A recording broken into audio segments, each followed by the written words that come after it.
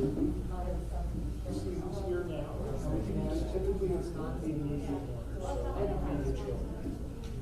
Grandchildren can be pallbearers, is fine, or anyone else that's here. And certainly if we still have a few minutes, if you want to kind of see this, you can ask them. They can go to the casket is on wheels here, so it's more just walk alongside.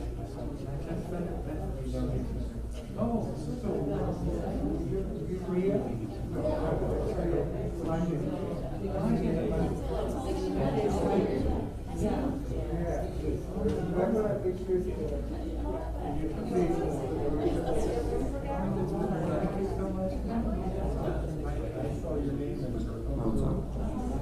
Shalom, everybody.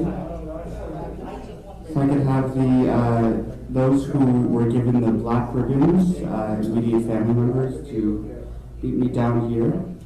Thank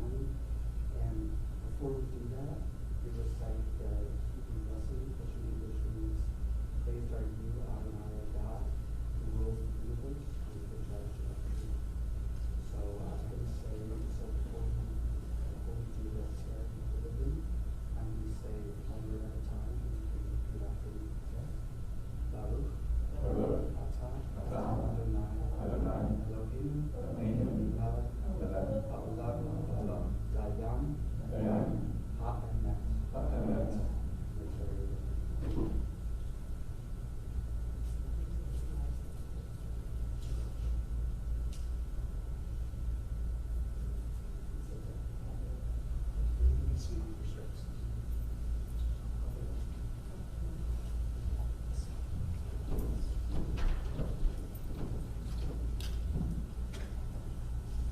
Ladies and gentlemen, as we begin our services here this morning, we would kindly ask if everyone would please turn off or silence all electronic devices. Thank you.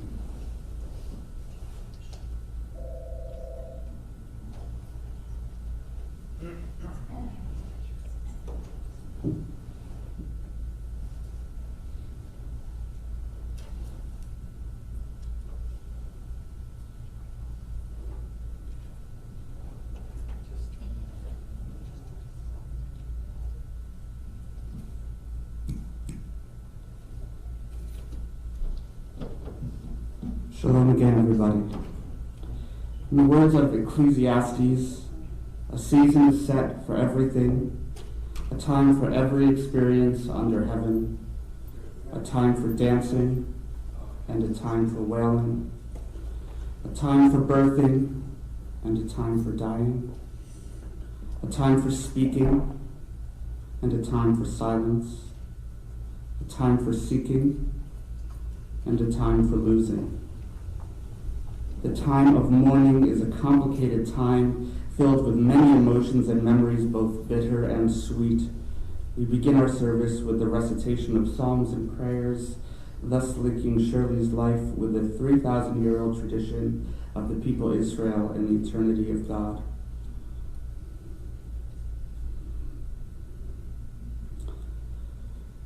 Lechu vanim shimu li Yirat Adonai alamedchem, mi haish echofetz chaim, ohev yamim eroto, netzor leshoncha meira, usfatecha mitaber mirma, sur meira v'aseh tov, v'akesh shalom v'rodfehu.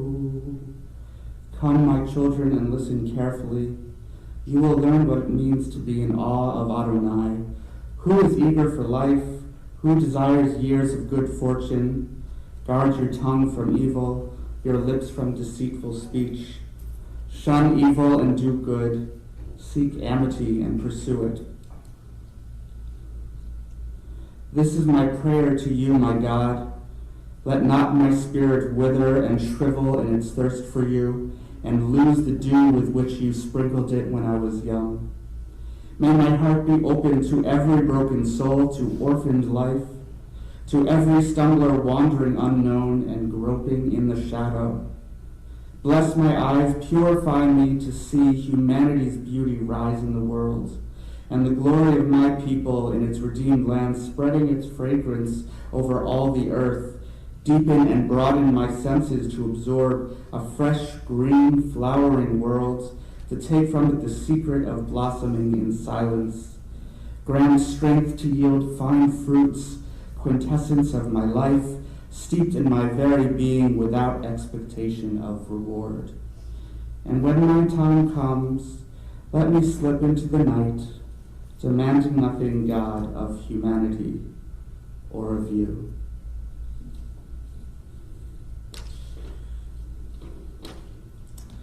In the book of Proverbs, it said, "The human spirit is the light of God. Within each one of us there lies a divine spark. Each of us has the obligation to kindle this spark and fan it into a flame that will light up one's own life and the lives of others. A lit candle can be snuffed out, burn out, or it can kindle other candles. When the flame is passed on to others, the flame will continue to burn long after the original candle has been extinguished." Shirley Kline was one of these holy candles, leading a life devoted to her family, music, education. She grew up in Camden, where her parents had a music school there for 40 years, her father Albert being an accomplished Ukrainian violinist. She was a brilliant pianist and taught music in the Pennsauken School District, where she was much beloved and remembered. Shirley, through her 3 consecutive husbands, Kurt, Stan, and Aaron, raised Danny, David, and Glenn, and became stepmother to Stephen, Gary, and Alice. She continued to teach even in her last few years in Livingston, New Jersey, where she taught piano to nurses and residents whether they wanted to or not. Shirley was said to believe in both hard work and love for life and pleasure, exemplified by her parenting, as she both assigned her children chores after dinner and also appreciated the beautiful crayon art on the walls. She was endlessly curious about her children's lives and accomplishments and celebrated all of them.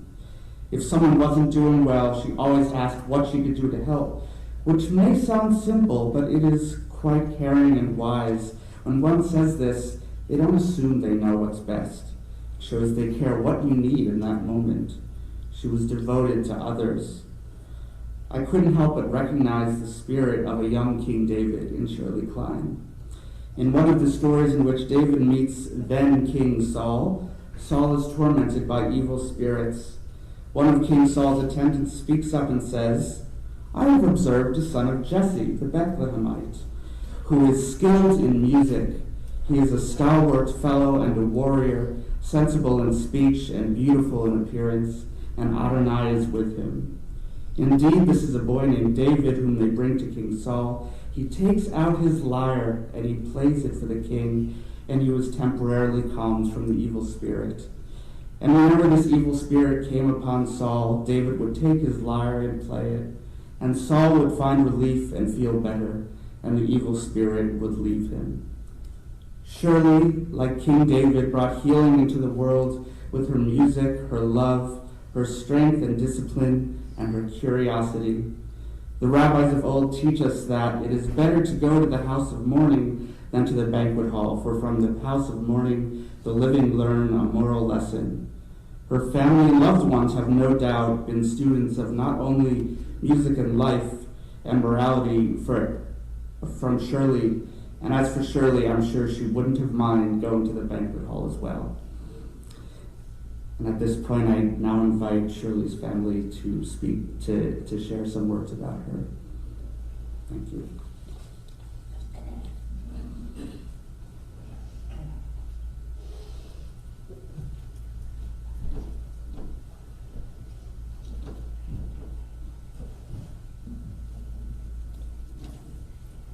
My mother experienced so much in her 93 years. Most of it was wonderful. And even what was not so wonderful, she made into a meaningful experience because of the way she brought grace and dignity to every challenge. She had 5 different last names, and 6 if you count her newest adopted name, Bear. She had at least a dozen different street addresses and owned about 6 different cars. She traveled to Europe and Israel, brought up 3 boys and raised them, much of the time without a dad in the home, to be loving, thoughtful, and caring men. Her parents, our beloved Papa and Grandma, were great models for what healthy parenting looks like and how a loving and caring adult couple behaves. As you know, music was not only in Mom's blood, it was the lifeblood of her existence. Nothing gave her more pleasure, energy, and stimulation than to practice and perform at the piano, with the possible exception of teaching piano to others. She had literally hundreds of private piano students over her lifetime, and even in the last years of life, she would cajole members of the Brandywine staff to learn how to play 3 Blind Mice. I would like to share a few totally random memories. Drifting off to sleep as a very, very little boy and remembering hearing piano music coming from the living room, probably Chopin or Schumann.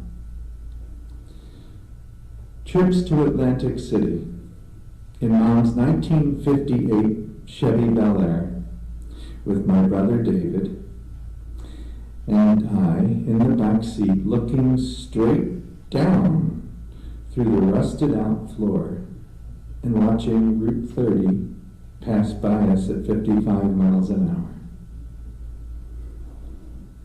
Being about 6 years old and drawing all over the rec room wallpaper with my crayons, and what at the time appeared to be an extremely severe but probably well-deserved punishment, which was my weekly allowance going into a jar week after week to pay for a painter. Being so proud of my mom for going back to Temple University a second time to complete her degree in music education. I will never forget those days. At a time when society expected twice divorced mothers of 3 to do something else, for example, get back out there and look for Mr. Right. My mom, instead, finished her degree and became a breadwinner. How she would go on and on about every single paper, quiz, or exam.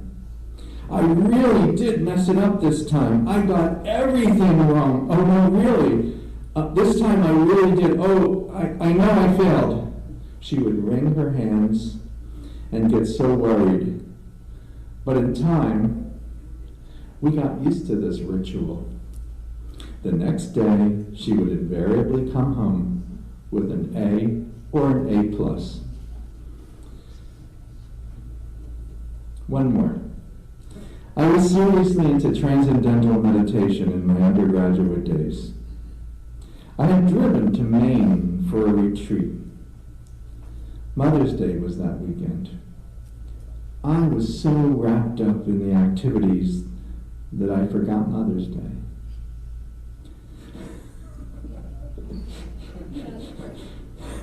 My family knows this so well. Old lines. My brother broke the news of my admission, and I immediately got on the phone with Mom. "Dang," she said, "even the criminals in prison remember to call their mothers on Mother's Day." But I always knew that no matter what I did, I could always be honest. I could always count on her to be there for me, to have unshakable faith in me and endless, steadfast love. My mom was the product of immigrant Russian Jews, a Ukrainian violinist dad, and a mom whose Russian father started a hardware store in Camden after coming to America. From her, I learned that sometimes it was okay to wear your heart on your sleeve, to live your truth out loud, especially if by not doing so, you may not be so happy facing yourself in the mirror. By contrast, my dad grew up a Jew in 1930s Germany. From his incredible stories and his intellectual and philosophical demeanor, I also learned that sometimes discretion is indeed the better part of valor. So I really lucked out. These two people with very different backgrounds and personalities both inform who I am today. And I'm delighted to know that far from being confused, I am much richer for it. Mom, I cannot begin to express how very much I am going to miss you. But I was so lucky to know you for 70 wonderful years. I love you so much.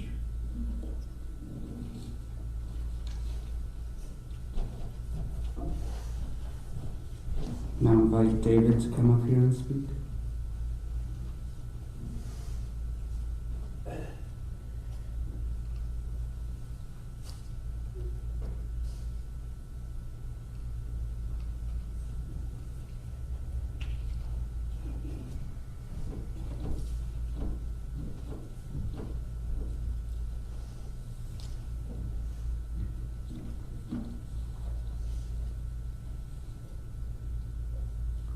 It's okay to take my mask off, so. Otherwise I fog up.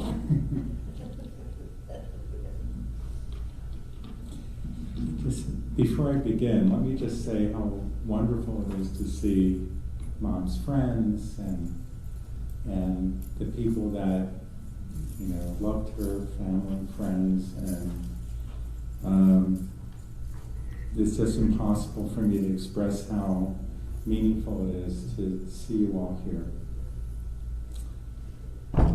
This is a statement I have for Mom, and no words capture the enduring spirit of my mom.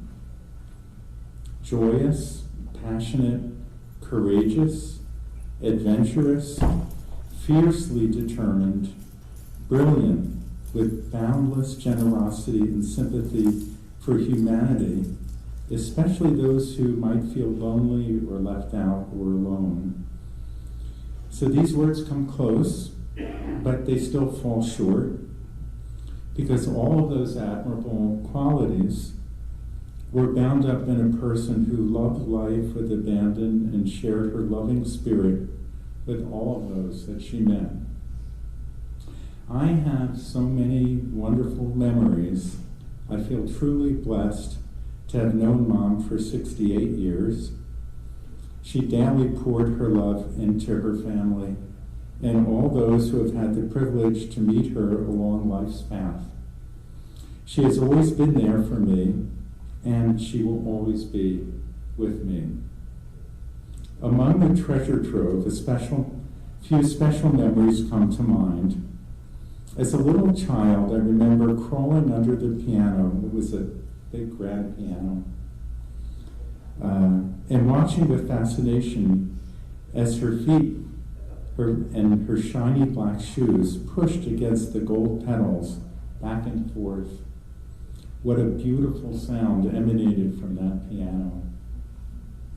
I remember Mom changing my snow pants when I came in from the snow, no more than 3 years old, on a cold winter day, and she lifted me up on top of the icebox and put me into warm clothes. I think of that memory because that was what Mom always did throughout my life. She lifted me up, she encouraged me, she made me feel like I was safe and prepared to engage with the world. A later memory comes to mind. I was 17.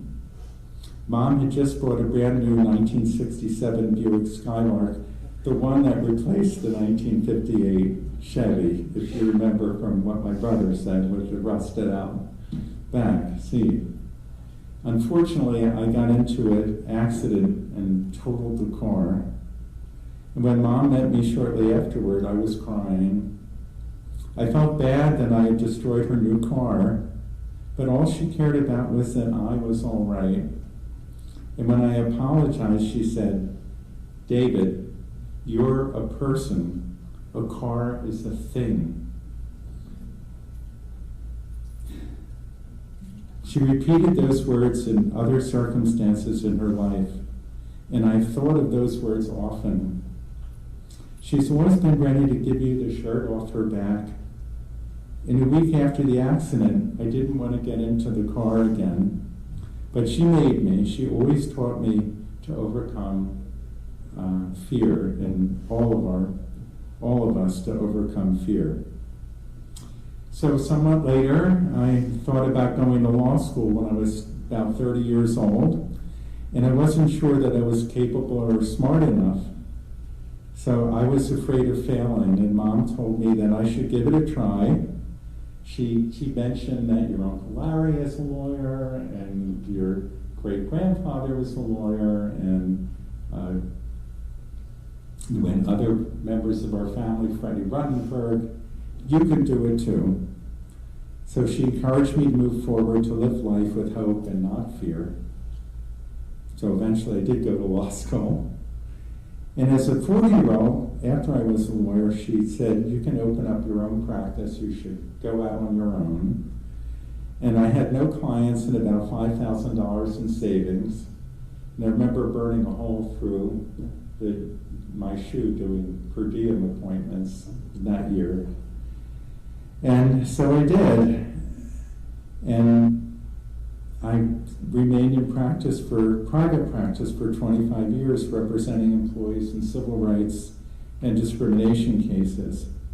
If Mom said I could do it, I could do it. I later encouraged Cousin Micah to try a similar path, and he did. And Mom was the inspiration. Mom raised my brothers and myself for 18 years by herself. It was always Daddy, David, and Glenn. And Daddy, David, and Glenn. Sometimes she would say our names so fast we did not know who she meant she was assigning nightly tasks to. But every night it was vacuuming, trash, dishes. She kept us in line, but it was always in a fun way. It was always like a game. Our extended family was always ever present. Our grandparents, Albert and Anna, Uncle Wolfie and Aunt Carol, Uncle Larry and Aunt Annette, cousins Micah, Noah, Charlie, and Lisa. I simply remember only happy times with all of you, whether we were in Woodcrest or Camden or Atlantic City or elsewhere. We Brules are truly blessed. So after those 18 years, Mom remarried at age 51. I honestly think that the 33 years she spent with Aaron and his children, Stephen, Gary, and Alice, were extraordinarily happy. Aaron and Mom enjoyed concerts, they played duets, they went on trips to Israel and Europe. They loved watching Jeopardy every single night. My daughter Rachel especially enjoyed singing for Grandma and dancing in her living room. She would sing the Cinderella song and dance around, and my mom would smile whenever she did that, and it's a wonderful memory. My son Ben enjoyed visiting and went to baseball games with Aaron. Though sadly, Aaron passed away 8 years ago, I still recall Aaron's ready smile and his contagious laugh, and that laugh echoes in my mind to this day. For the past 2.5 years, Mom has lived in an assisted living residence, Brandywine, in Livingston, New Jersey. She moved there to be closer to her children, who she referred to as her 3 bears, and she, of course, was Mama Bear and had a shirt that said Mama Bear. She often played the grand piano in the lobby of the facility. So one night, another resident came up to her and asked, "Shirley, you play beautifully. How long have you been practicing?" "Since I'm 4 years old," she answered, "and boy, am I tired." That was vintage humor from Mom.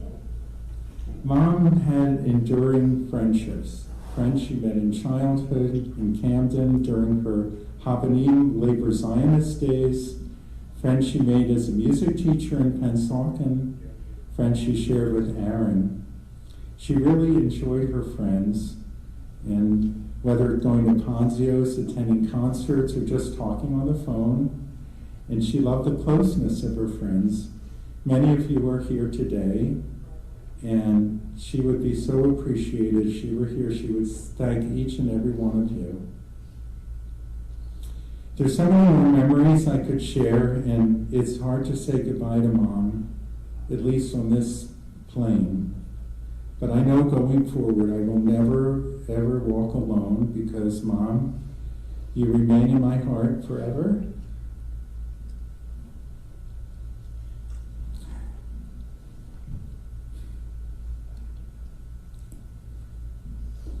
I love you forever. And if I can be permitted, I have here a card that she kept for 70 years or 68 years. And this card was a poem that she read to her father. And my mom was, when I was born, my mom almost died. She hemorrhaged. And we didn't know if she would make it, but thankfully she did. And her father, my grandfather, came to her in the hospital bed and said, "I have a little chore for you, a little task. And that's, I wanted you to learn this piece of music."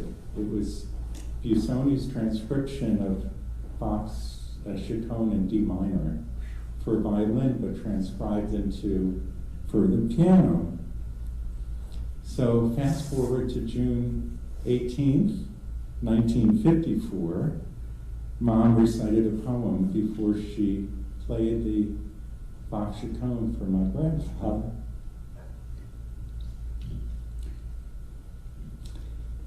So she wrote this poem. It's Daddy's birthday and Father's Day too. I looked for a gift, but nothing would do. How can I show him the way that I feel? What should the tribute be? I know I'll give back the gift that he gave to me. So Daddy, please listen to the technique and tone as I perform Bach's Chaconne. And she wrote, presented to Albert Barul on June 18, 1954 by his daughter Shirley.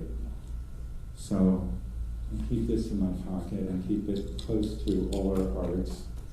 And just once again, I just leave not with sorrow but gratitude, because who could ask for more than that we received? We have every right to be grateful and carry on Mom's legacy.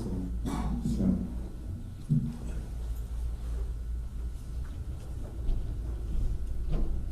Thank you, David, and thank you as well, our first speaker, Danny.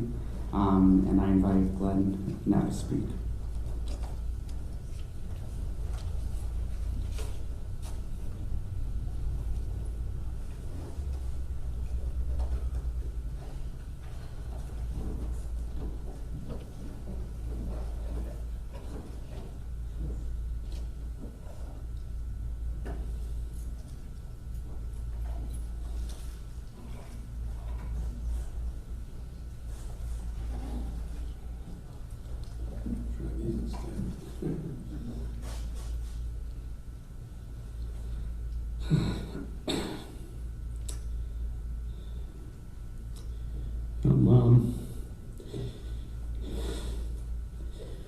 Dearest Mom, Mom Bear, Grandma. So glad you're finally at peace. It hurts so bad. Wouldn't hurt so much if I didn't love you so much. But you mean so much to me and always will. The mom I remember was so vibrant and full of energy. Where's my keys? There they are. Bye.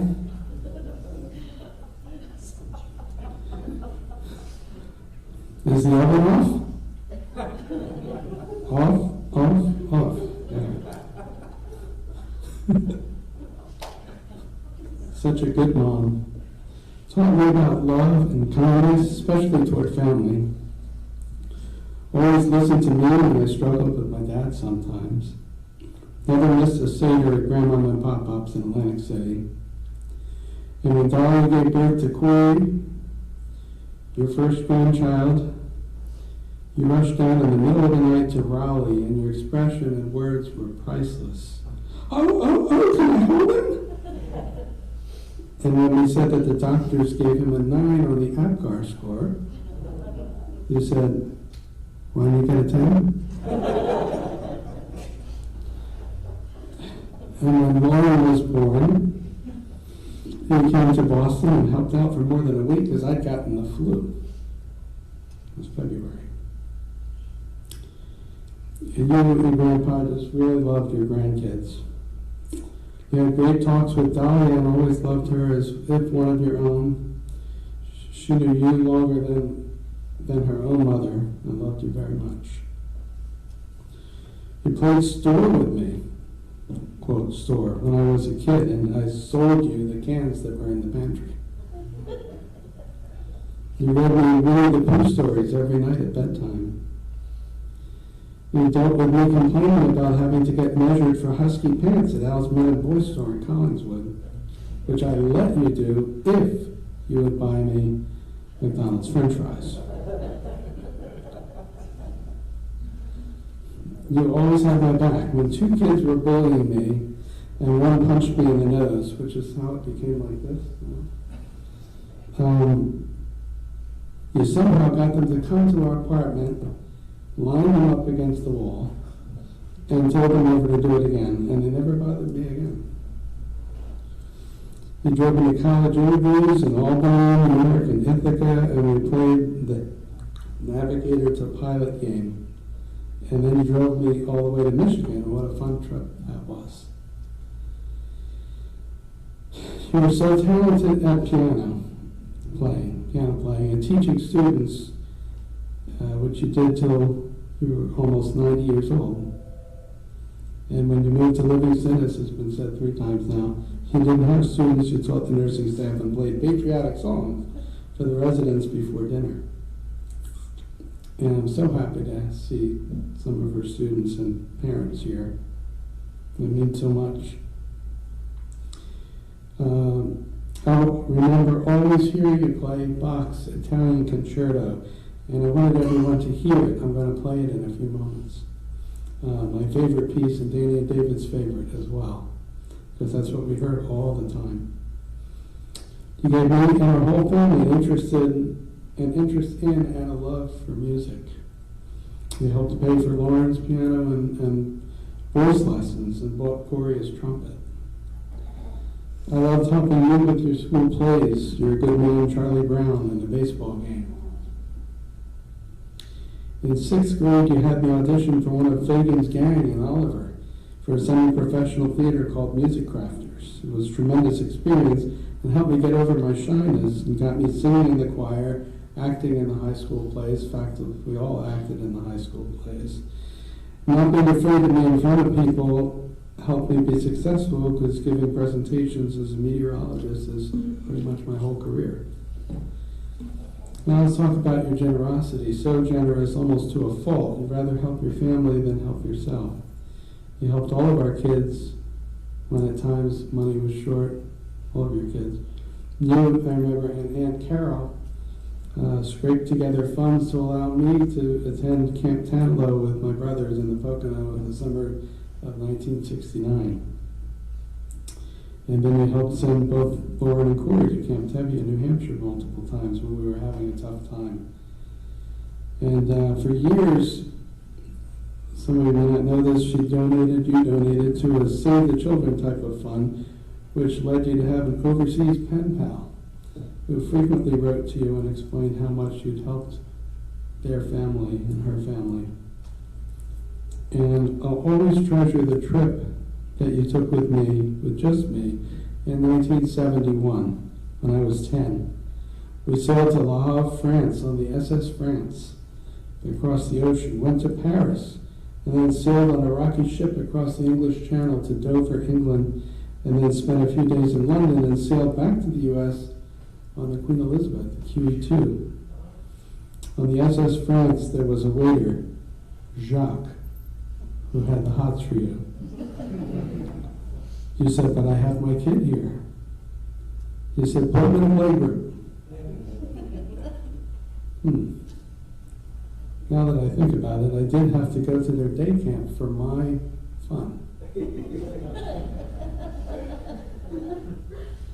Anyway, at night around 11 p.m., I'll never forget how excited I was that we were going to see the ship's movie. I remember asking you, what are all those X's? And then you whisked me away, even though I said, no, I want to stay.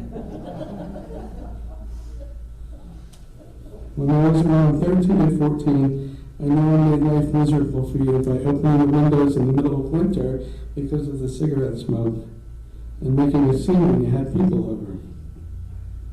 But then I was a paper boy at the Cherry Hill Hospital, and I saw an advertisement for smoke enders course. And you finally listened to me and went.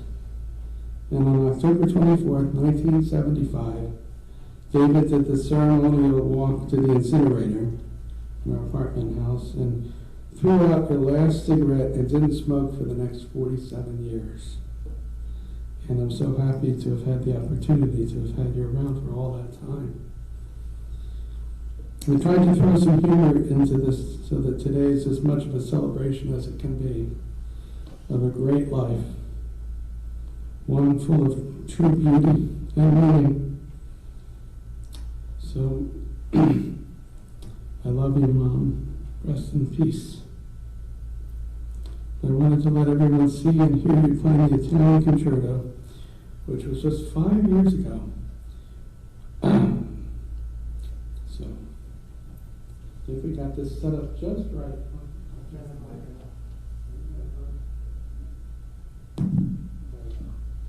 I'll play this first. And I'll stop it at 1 minute and 7 seconds.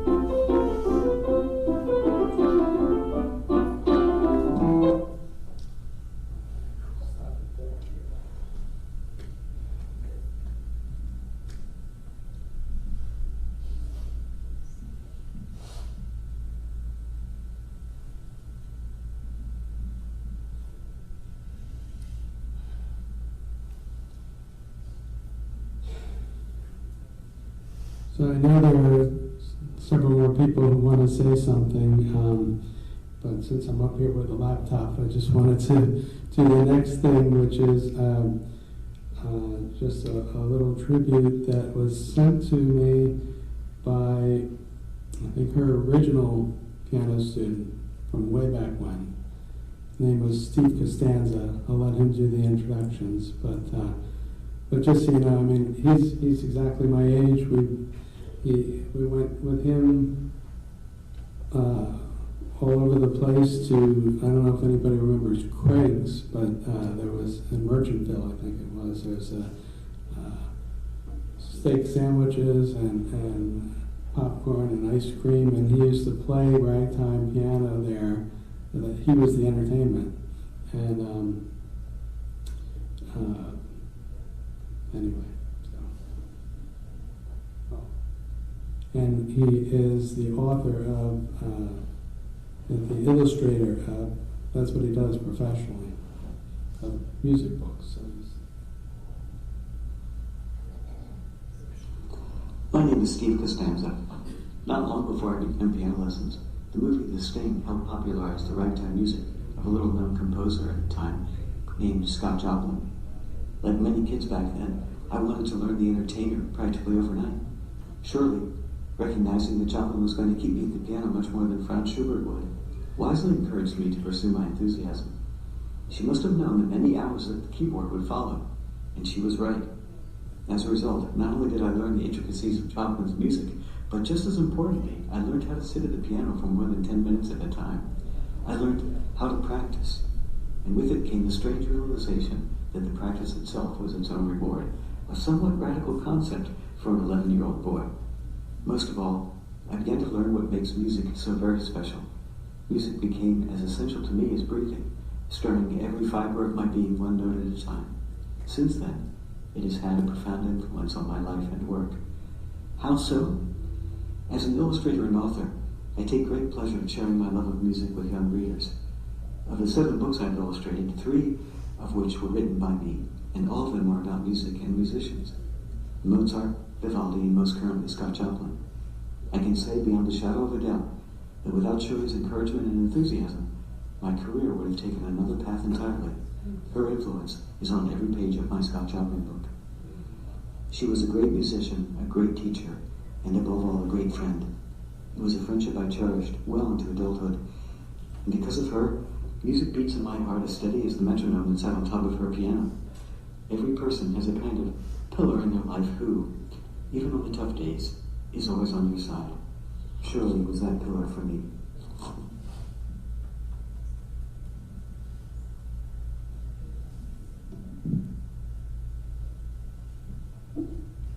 thank you, Steve.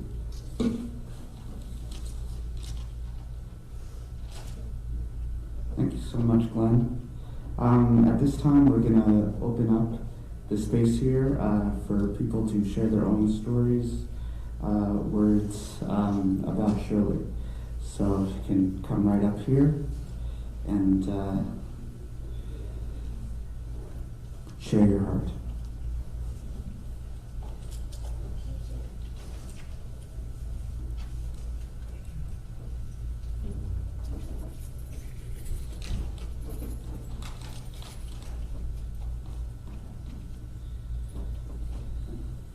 Okay.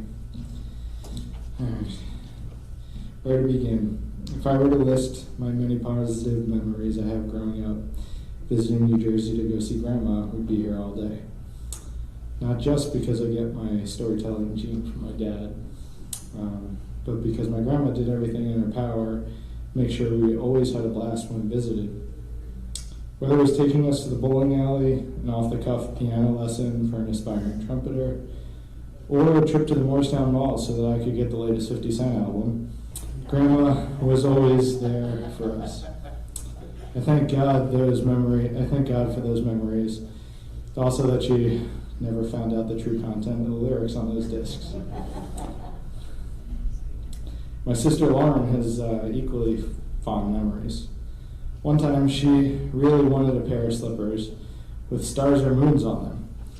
After striking out at a few stores, they tried Kmart, and to their shock, the employee brought them to the attic of the store. Sketchy, yes, but it worked, and she found the perfect pair. I remember reading about this story in a note from my parents while away at summer camp at Camp Tevye. It's just a Jewish sleepaway camp my grandma paid for us, my sister and I, to go through over the years. I also remember our after dinner vanilla bean, TCBY, ice cream, and pretzel sundaes, sneaking into the cabinet to have an extra Hershey Kiss or 4. And who knew how good Werther's original hard candies were? Certainly found out over the years. As a kid, I was so excited to sit in the front seat with her on trips. I remember listening to classical music and seeing an engraved gold emblem on the front passenger airbag of her light blue Nissan. When that car died, the emblem lived on, finding a new home in the very same place of her new maroon Nissan. The emblem read ALANNA, or Alana, for her parents, Albert and Anna. Family meant everything to her. Music was a close second, which is really saying something. Without Grandma, I really don't think I would have such deep appreciation for such a wide range of music. Early on, I remember singing along with her and with Grandpa. She'd play backing chords on the piano to my hoo hoo hoo hoo hoo hoo hoo song with Aaron. Later, she made me feel so accomplished when I would come over and play a few songs on my trumpet, and my sister when she would come play a guitar or sing.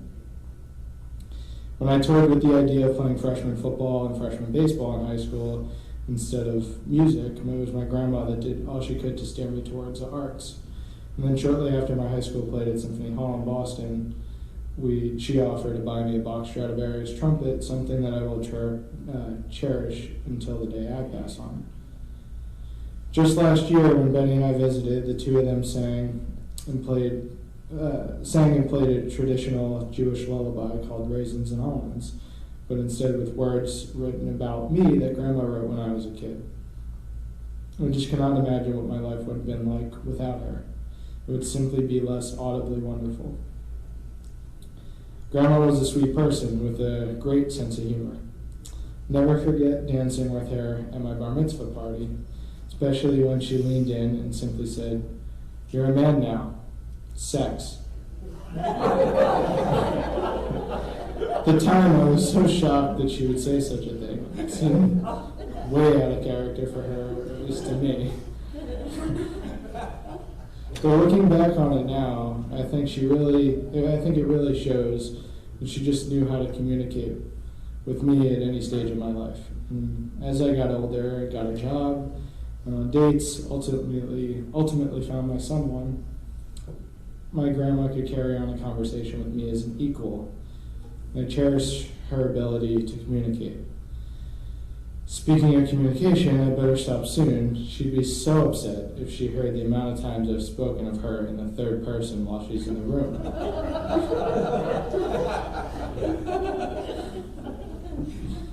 Anyway, I love you, Grandma. I always will. Miss Daisy. Love you.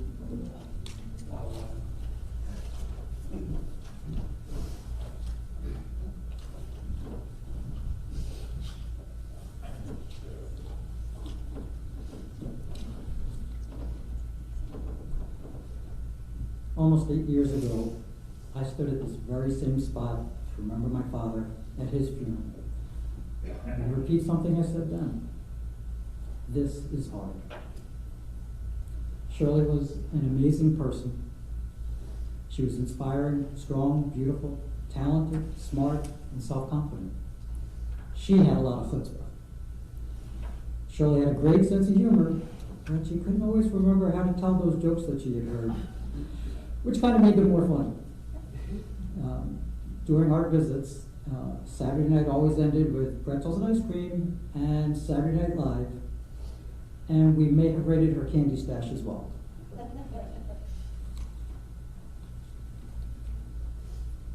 Shirley always wanted to hear how each of us was doing. She would have separate one-on-one conversations with us because she was interested. She really wanted to know about our lives. I want to thank Shirley for several things. She was always an advocate for those she cared about. She helped Stephen, Alice, and I pursue things even when our dad disagreed with what we wanted to do.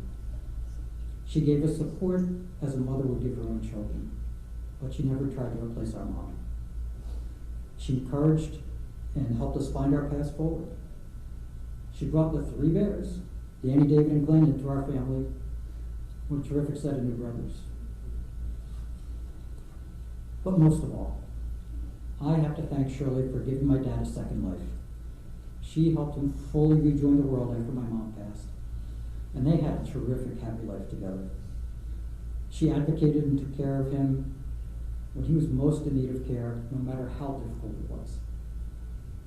It saddens Lori and I, Stephen, Alice, and I to say goodbye to Shirley. So instead, we say thank you, Shirley, for everything you did for all of us. We love you and hope to see you again someday.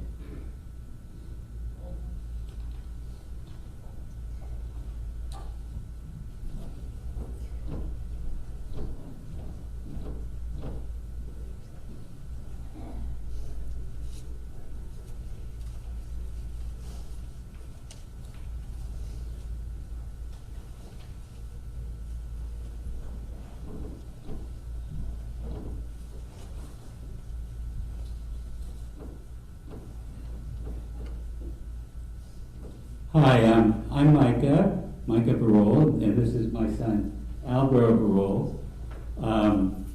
I'm the son of Aunt Shirley, as I called her, or Mama Bear, as the three bears, and she would call me the fourth bear, an honorary fourth bear, which was an amazing honor and one of the great honors of my life. And she loved Albro so much, and he's going to say some words after me. We're just here to tell you, Aunt Shirley, just how much we love you and how much we're going to miss you tremendously. You've been, for me, really more than an aunt. I'd say you've been almost like an extra parent.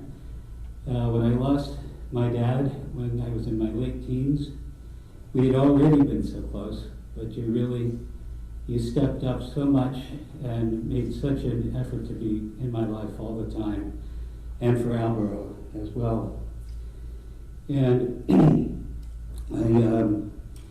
I heard so many things growing up from my dad about how much you and my dad and Uncle Larry were so close and loved each other so much.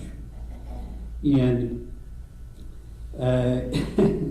he would tell me some stories about when you were little, and he said you were partners in crime, as he put it, and he said you even had a little language that you made up, that you sort of code words so that Grandma and Papa wouldn't understand what you were up to. And one night you plotted to get the chocolate out, and you ate a whole big bar of Baker's chocolate, and unfortunately woke up with very bad tummy aches. And my dad would tell me and my brother Noah this as a cautionary tale not to do the same thing. Also, how can I not mention Pinocchio? He would always talk about every night Grandma would read you guys Pinocchio as you fell asleep, and it was so wonderful that I was able to, when I inherited that book, to give that to you, and you were so happy for that.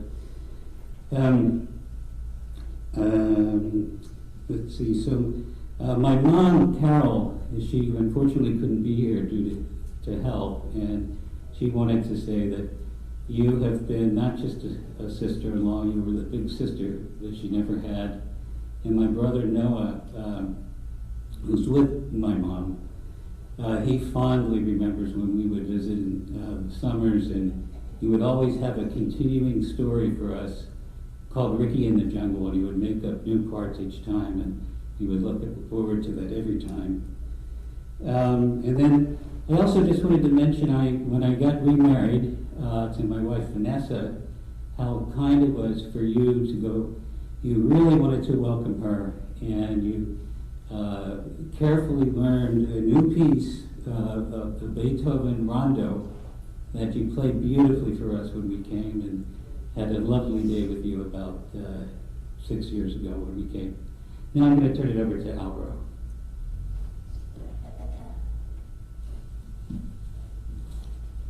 Hi everyone, I'm Albaro.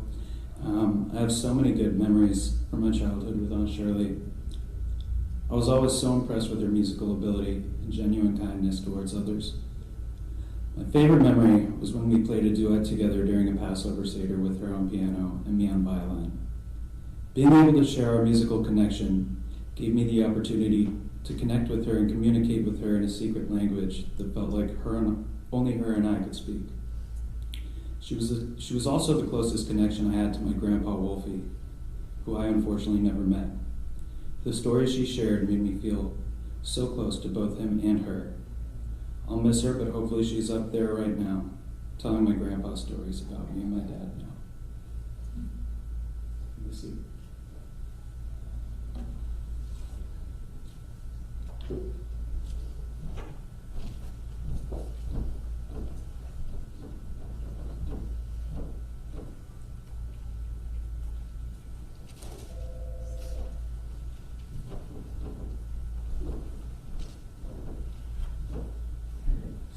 Look at the other side, Charlie and Lisa Barul, their brother, the baby brother, as Shirley used to call my dad. And I can remember some of those days in Cherry Hill, coming to your apartment, playing with Glenn and the big guys, Danny and David, who were the big brothers. And I can remember some of those days, and Shirley taking care of all of us and making sure we didn't get in too much trouble, maybe a little bit sometimes. But I also remember that Shirley and my dad used to love to call each other on the phone. And whenever we'd see that it's Aunt Shirley, my mom and Lisa and I would roll our eyes, because we knew it was going to be at least an hour of them talking about these maladies that they worried that they had, that neither one of them had. They were both pretty healthy, but they both were worried that they had something that a friend had or some other cousin had. I think I have that too. And they would talk, and we would just kind of roll our eyes, because that was the conversation every time they called each other. And they loved to do that. And after our dad passed away 5 years ago, Shirley passed that tradition on to us. And she would call us, and if you couldn't say how are you doing, because you wouldn't get an answer of fine, you'd get the answer of, well, I have this, I have that. But and we also had a hard time ending the conversation. It was great to hear from her. And Shirley, I'm sorry that I cut you off sometimes. We're going to miss you. I was her favorite niece because I was her only niece, and she always told me I was her favorite niece. And I remember fondly visiting our grandparents together, and once we took a bus ride together. And I don't know why, I think she was 40 at the time, and I was 5 or something, and I remember I said to her, I think you're middle-aged. And she was so offended that every time I saw her after that, she said, am I still middle-aged? Am I still middle-aged? And I said, I thought 40 was middle-aged, but now I know better. 40 isn't middle-aged. And I also remember that she came to see me in a high school play, and that meant a lot to me. She came to Washington to see me in a play and passed on her piano abilities to our daughters, who are wonderful pianists, and certainly didn't come from my father, who she always said didn't have the musical gene. So our daughters loved the piano, and we loved hearing her music, and she always told me that she played my oldest daughter's music for some of her piano students, and that was really nice. So we loved you and we'll miss you.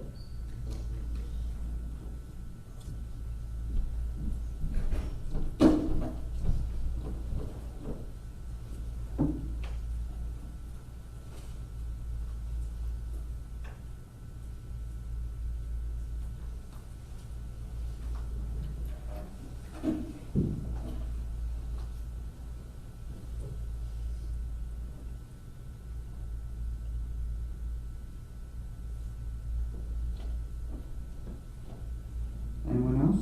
Still have a little bit of time.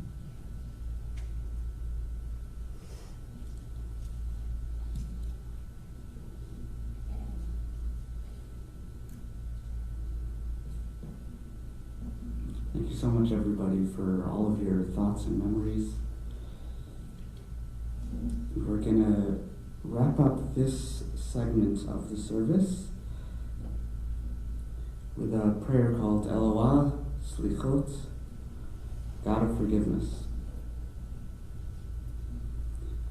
Eloah slichot chanun brachum, erech apayim v'rav chesed, amsech aparat pasha v'akravat yesha, u'menucha nechona tachat kanfei hashchina,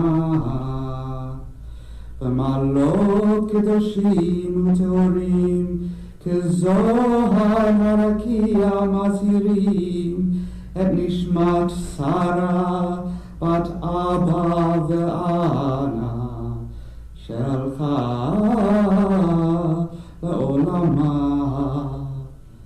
אנה בר הרחמים זוכרה לה לטובה כל זכויותיה וצדקותיה ארצות החיים, הובטח לה שערי צדק ואורה, שערי חמלה וחנינה, בסתר כנפיך הסתיריה לעולמים, וצרור בצרור החיים, את נשמתה, אדוני הוא נחלתה, ותנוח בשלום על משכבה ונאמר אמן.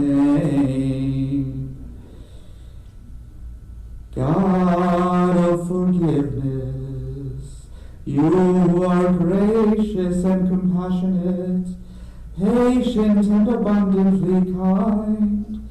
Grant infinite rest in your sheltering presence, among the holy and pure, to the soul of Sarah bat Abba Va'ana, who has gone to her eternal home.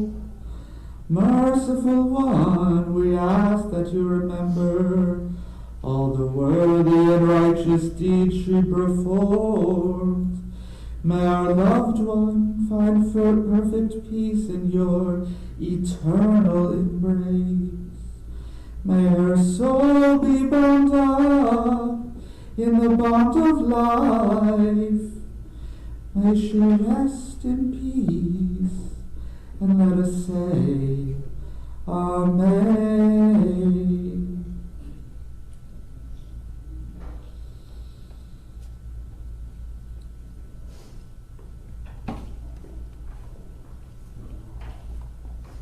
At this point in the service, we invite the pallbearers to rise. Yes.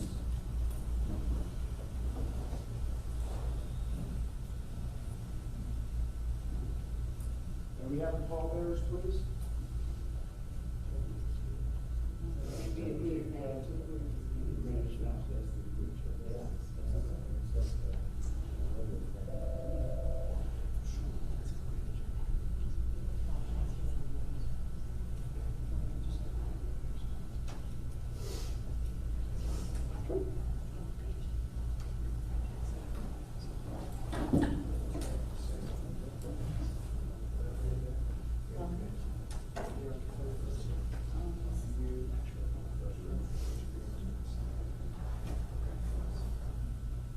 Ask if everyone would rise once more, please.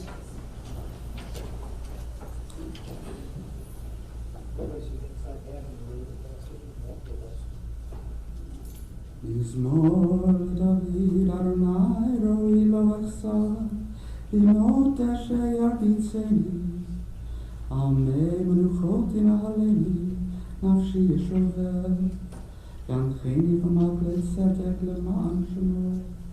גם כי אלך בגיא צל מוות, לא אירא כי אתה עמדי. שבטך ומשענתך המה ינחמו, תערוך לפני שולחן נגד צוררי, תשעת בשמן ראשי, כוס רוויה. אך טוב וחסד ירדפו לי כל ימי חיי, ושבתי בבית אדוני לאורך ימים.